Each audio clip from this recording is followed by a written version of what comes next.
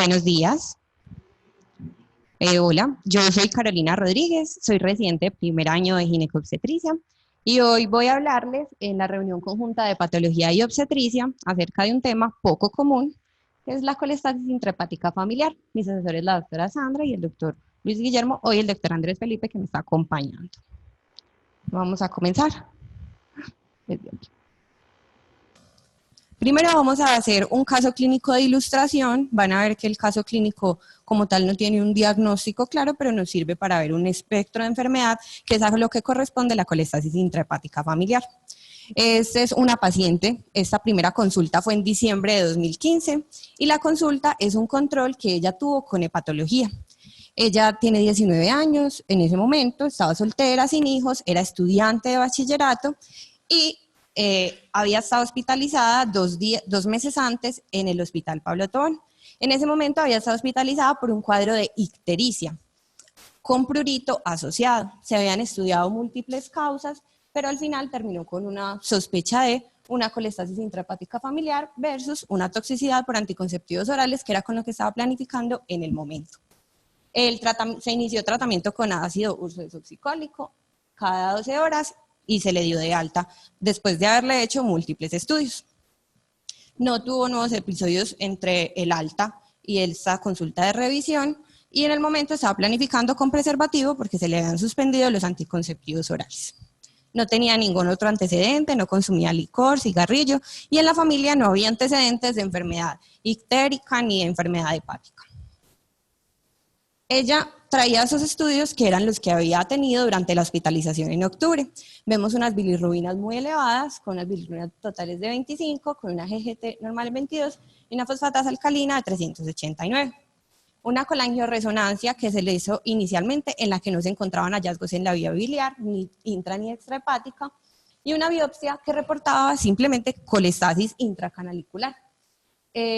Los espacios porta estaban preservados, algunos tenían un infiltrado mixto. Con estos hallazgos, antes de darle el alta, se hizo el diagnóstico de un espectro entre colestasis intrahepática familiar, progresiva y colestasis benigna recurrente, que también hace parte de la colestasis intrahepática familiar, como vamos a ver más adelante. Al examen físico en esa consulta externa, ella estaba estable, tenía solo un ligero tic ictérico en escleras, pero en pieles no tenía ictericia y no tenía ningún signo de hepatopatía crónica. Se decidió continuar sin planificación hormonal, continuando con preservativo, continuar el ácido ursodesoxicólico y control en 2 meses con paraclínicos. Hasta acá no volvimos a ver a la paciente y ella regresa a consultar por el servicio de urgencias de aquí del hospital en el 2018, o sea, 3 años después. Entonces, cuando ingresa a consultar por el servicio de urgencias, estaba embarazada, tenía 35 más 3 semanas y fue remitida desde el control prenatal porque le habían encontrado unas transaminasas elevadas. Se las habían ordenado porque venía desde hacía un mes con prurito intenso de predominio en palmas y plantas y que fue progresando, posteriormente con coluria. Ella decía que los síntomas eran muy similares a lo que había presentado en la primera hospitalización en diciembre del 2015, en octubre del 2015. Pero en este caso no estaba ictérica, que sí había sucedido en la hospitalización anterior. En ese ingreso al examen físico ella estaba estable, no tenía ictericia, con un feto longitudinal cefálico, en buen estado, con un tacto sin cambios pues, en cervicales. Traía esos paraclínicos, que son los paraclínicos que le habían tomado en su control prenatal, los primeros del control prenatal pues normales, sin hallazgos patológicos, y los segundos traía un VIH negativo, unas bilirrubinas dentro de lo normal y unas transaminasas elevadas, tanto la LT como la AST. Entonces, con estos exámenes y con esta consulta se concluyó que podía ser o una exacerbación de su enfermedad hepática previa, que quedamos en que era una colestasis intrahepática familiar, o toxicidad por ACOS, porque al final no se llegó a un diagnóstico claro. Se solicitaba una interconsulta con patología y se ingresaba para manejo sintomático con ácido ursodesoxicólico, difenhidramina y se le da inductores de maduración pulmonar. Recordemos que tenía 35 más 3 semanas. La segunda dosis porque ya le habían aplicado la primera. Entonces, al ingreso se le ordenaron unos paraclínicos, que son estos, un hemograma pues dentro de lo normal, unas transaminasas elevadas como ya habíamos visto y estas bilirrubinas, pruebas de coagulación normales y unos infecciosos que aquí les reporto pues los que se habían ordenado aparte, que no tenía ningún tipo de hepatitis viral aguda, entonces tenía hepatitis A no reactivo, hepatitis C no reactivo, antígeno de superficie, hepatitis B no reactivo y una treponémica y un VIH también negativos.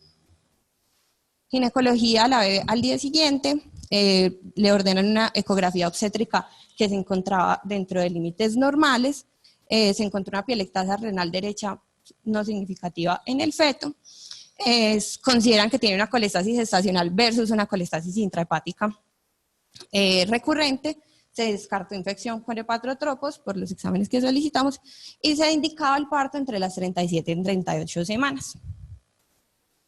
Es vista por hepatología. Hepatología considera igualmente la historia que ella traía previamente. En ese momento con hepatitis significativa, consideraban descartar proceso infeccioso por lo que se hicieron los paraclínicos, autoinmunidad, colestasis del embarazo o compromiso vascular. Según la evolución de la paciente, se iba a definir si se le hacía biopsia y se continuaba el tratamiento con ácido ursodesoxacólico. Se solicitaron paraclínicos y el Doppler portal.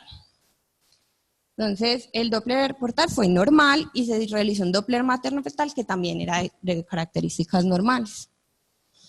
Entre el 4 de noviembre y el 8 del mismo mes, la paciente tuvo actividad uterina irregular con unos cambios cervicales incipientes, pero no avanzó como en la dilatación. Inicialmente definieron que le iban a dejar progresar, pero no siguió pues avanzando. Mejoró de los síntomas con la introducción del ácido ursodesoxacólico y por ende decidieron, junto con hepatología, darle de alta. Hepatología dio una cita de control y se le recomendó que volviera a las 37 semanas para terminación del embarazo. Esos fueron los paraclínicos con los que ella se fue para la casa, que vemos que mejoraron pues mucho respecto a los del ingreso. Entonces se le dio de alta y en los 3 días que cumplía las 37 semanas.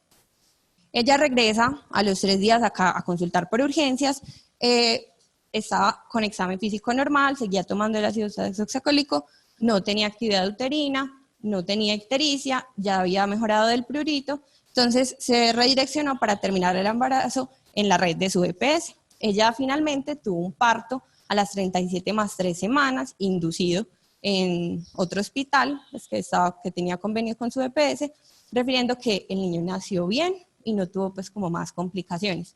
El bebé tuvo una ictericia a los 9 días de vida que se manejó con fototerapia y ahora tiene 11 meses y no ha vuelto a tener ningún otro tipo de síntoma. La paciente no ha vuelto a consultar y no ha tenido control con hepatología. Entonces, como el caso clínico, ya les voy a hablar acerca de la colestasis intrahepática familiar. Entonces, la colestasis intrahepática familiar es un conjunto de desórdenes, es un grupo heterogéneo de desórdenes que son de herencia autosómica recesiva. Se caracterizan por presentar colestasis intrahepática y están asociados con defectos en la síntesis y el transporte de los ácidos biliares. Puede evolucionar a falla hepática de muerte, pero vamos a ver que, como les explico, es un espectro de enfermedad y no todos los tipos de enfermedades que hay en este grupo tienen se comportan de la misma forma. Entonces, la colestasis intrahepática familiar se divide en dos fases, la colestasis intrahepática progresiva y la no progresiva. La progresiva se divide clásicamente en 3 tipos, que son la tipo 1, tipo 2 y tipo 3, que ya les explicaré más adelante cómo funciona, y la no progresiva, que hablan de tres casos. La colestasis benigna recurrente, que como tal es como la más relacionada, la colestasis gestacional, pues ya les voy a explicar por qué está incluida acá, y la colestasis inducida por drogas, y también es por la relación que tiene con los mismos genes. Entonces es una enfermedad infrecuente, no se conoce en realidad a ciencia cierta cuál es la incidencia, pero se habla de 1 en 50.000 a 100.000 personas, es muy poco frecuente. una de las causas de enfermedad hepática infantil de aparición temprana, y se dice que el 9% de los niños que tienen enfermedad hepática van a corresponder a colestasis intrahepática familiar. De las progresivas, la más frecuente es la tipo 2, que como vamos a ver también es la más severa, la más grave. Entonces, la fisiopatología. La fisiopatología va a depender de la alteración genética que tenga la persona. No se conoce muy bien exactamente por qué se hace colestasis intrahepática con estos daños, pero se han descrito varios mecanismos. Entonces, estas son las tres proteínas que están involucradas en los tres tipos de la colestasis intrahepática familiar progresiva, en los primeros tres tipos.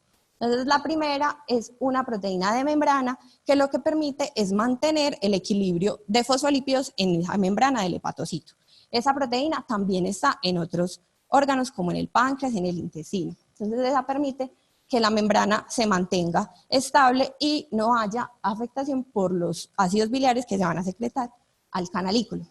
La segunda proteína es una proteína transportadora de ácidos biliares que van del hepatocito al canalículo.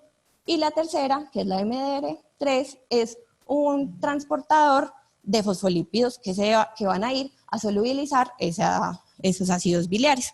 En cada una de esas enfermedades va a haber afectación de diferente grado en esas proteínas. ¿Listo? Entonces vamos a hablar primero de la progresiva.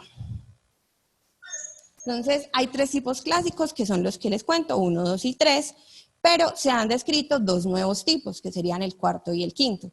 Como son de muy reciente aparición y de lo que se ha descrito es simplemente la mutación génica que han visto asociada, no hay como un patrón clínico y aún no está pues como en todos los textos en los que se describe esa enfermedad, entonces esas no se las voy a mencionar aún porque no hay todavía mucho. Solamente está la descripción de los patrones génicos que han encontrado en ciertos pacientes que tenían toda la clínica, los hallazgos en biopsia, tenían todo lo de la enfermedad y no le encontraban que tuviera alteración ni en el tipo 1, 2 y 3. Se hicieron nuevos análisis y se encontraron esas nuevas tipos. Es de herencia autosómica recesiva.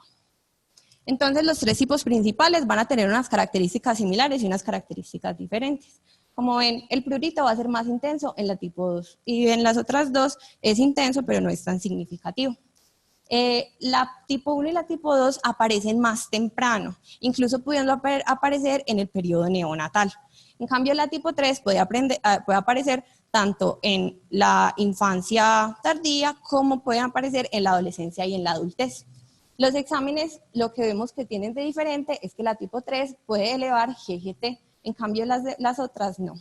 En la histología, la tipo 1 tiene una colestasis canalicular y una fibrosis leve.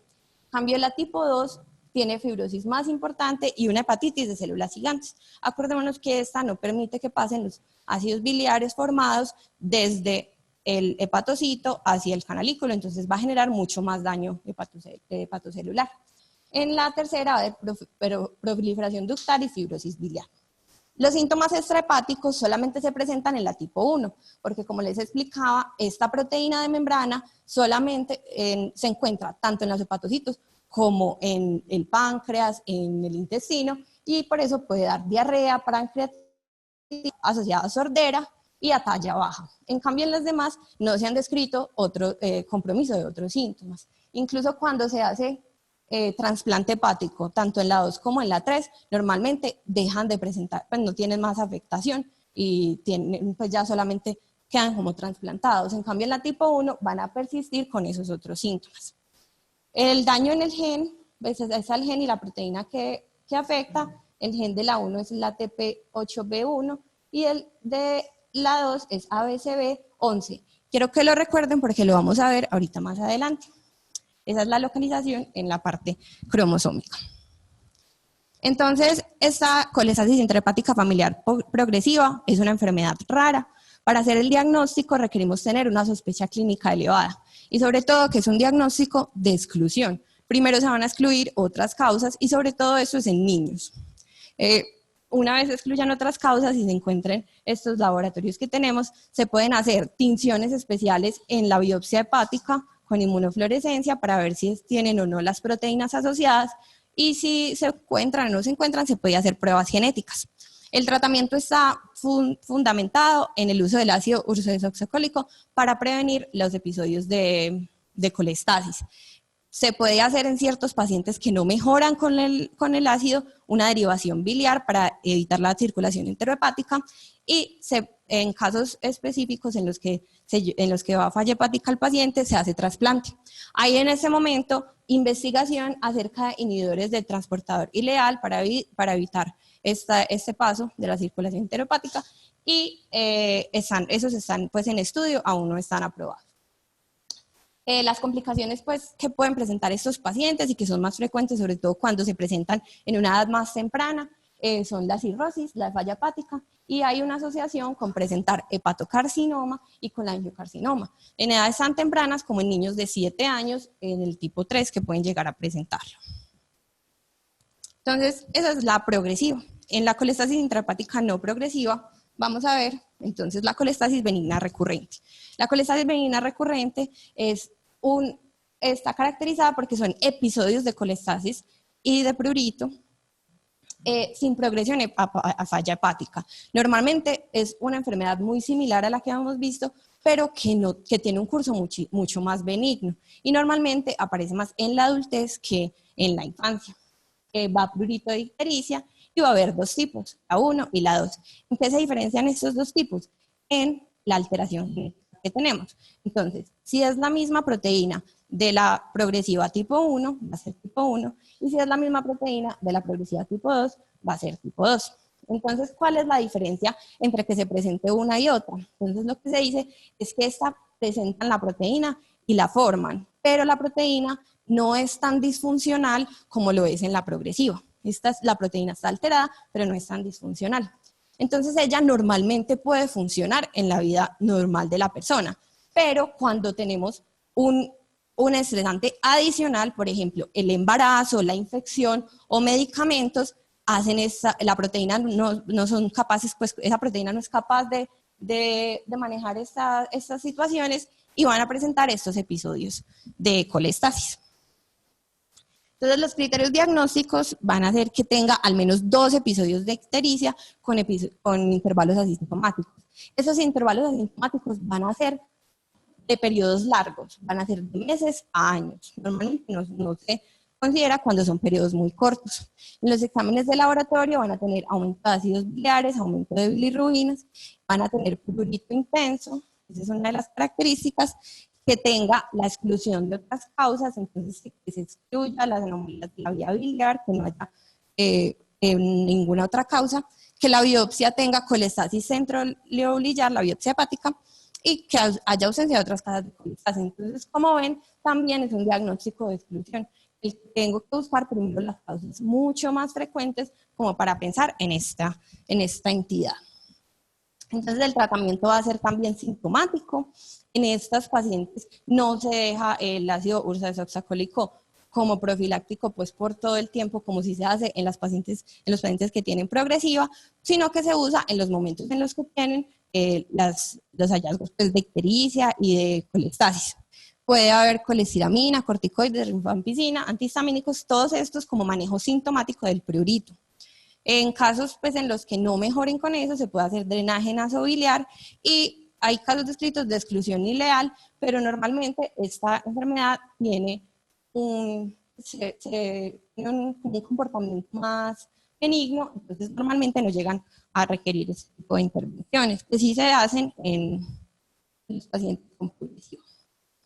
La colestasis gestacional como tal puede ser es una enfermedad pues, que ocurre en muchos embarazos, es la enfermedad hepática más frecuente en el embarazo y se han descrito mutaciones heterocigóticas en los genes ATP8B1, ABCB11 y ABCB4, que son los mismos genes que les había contado que están involucrados tanto en la progresiva como en la recurrente. Entonces lo que se dice es que estas mutaciones heterocigotas dan la predisposición a usted presentar colestasis durante el embarazo. En cambio, las otras dos enfermedades son mutaciones homozigóticas. Tienen mayor prevalencia en embarazos gemellares porque están asociados pues como con la cantidad de hormonas que hay circulantes y se presenta más en el tercer trimestre. las mismas causas. Recurren en embarazos posteriores del 50 al 70%, en realidad las pacientes tienen esa predisposición, y se debe inducir el parto hasta las 37 semanas, aunque es una recomendación.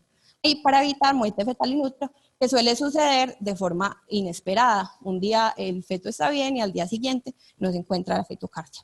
El curso normalmente es benigno. Hay descritos casos de cirrosis, de hepatitis biliar, de colelitiasis, pero no es lo más frecuente. Lo más frecuente es que ellas presenten el episodio y posteriormente mejoren.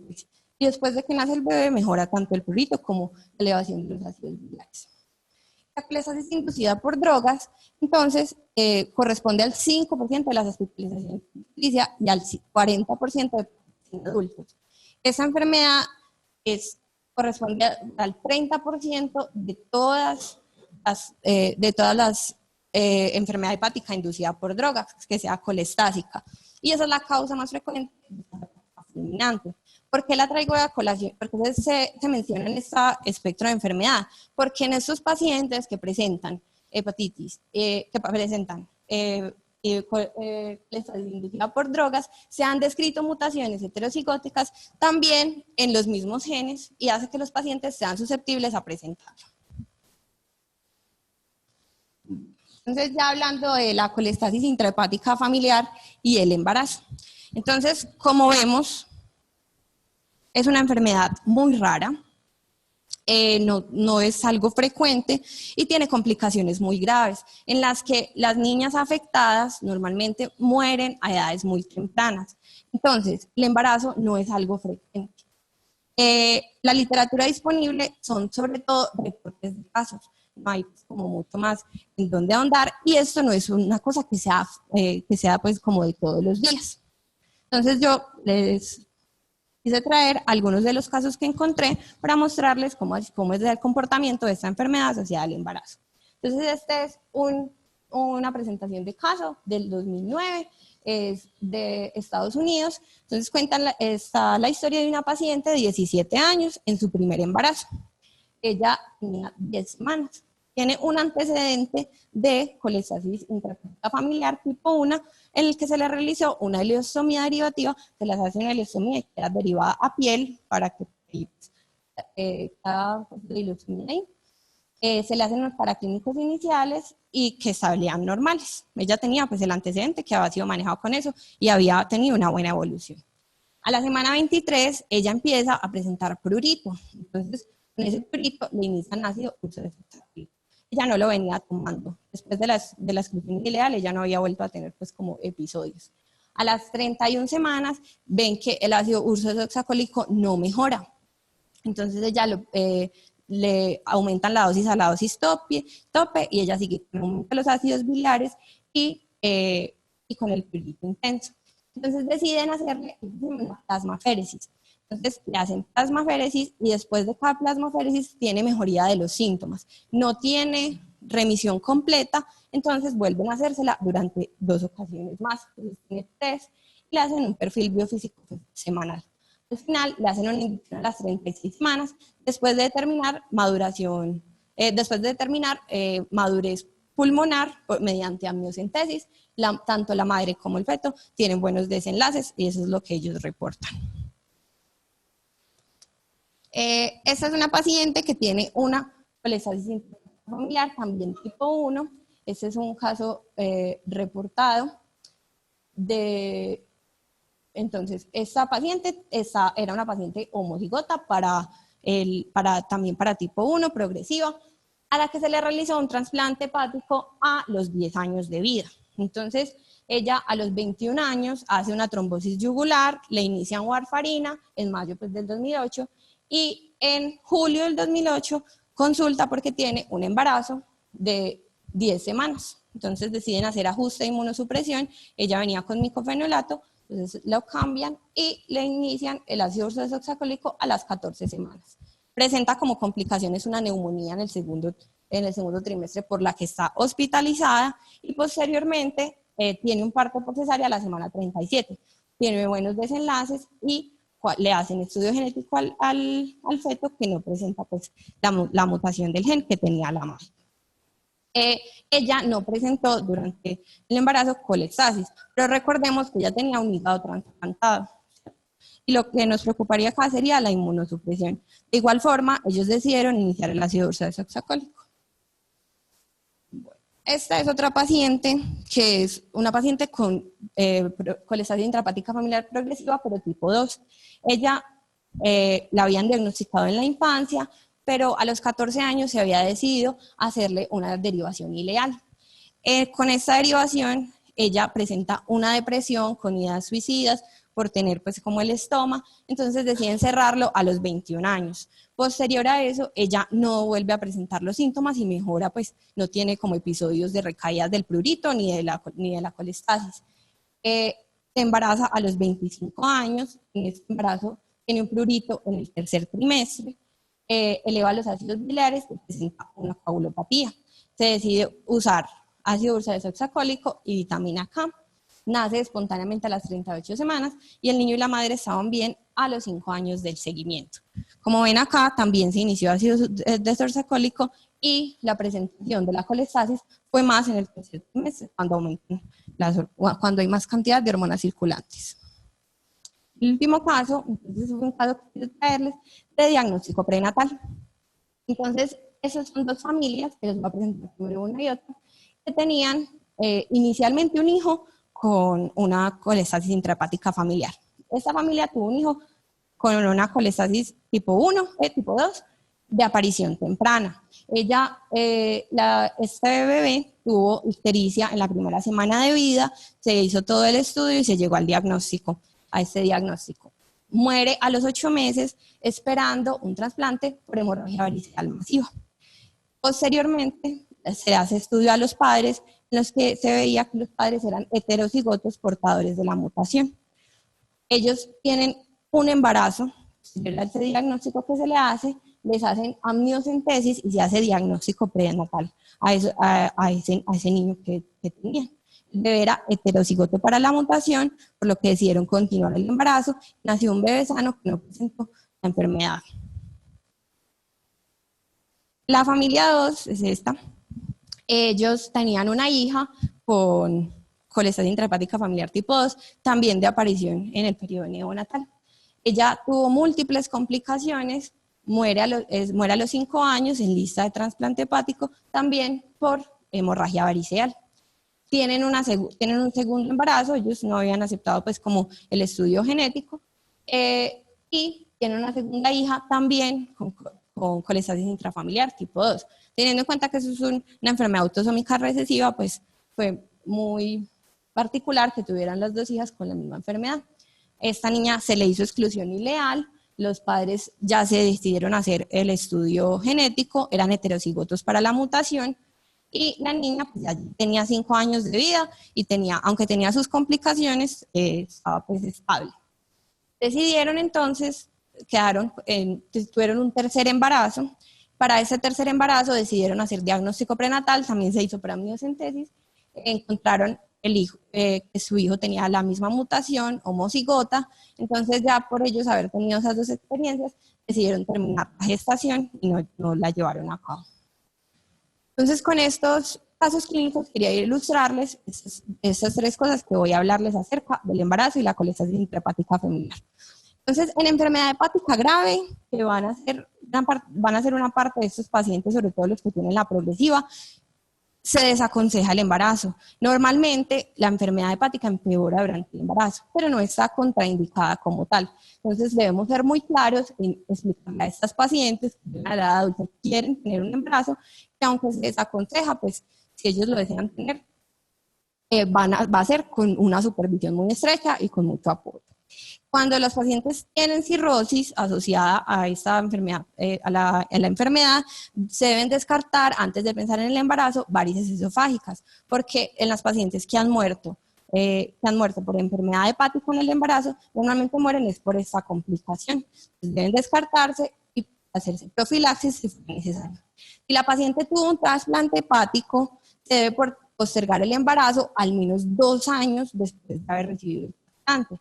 sobre todo porque en menos de 2 años es donde más se describe reacción a injerto contra huésped si quedan en embarazo. Y además porque se debe ajustar la medicación inmunosupresora y, por ejemplo, suprimir el micofenolato al menos 6 meses.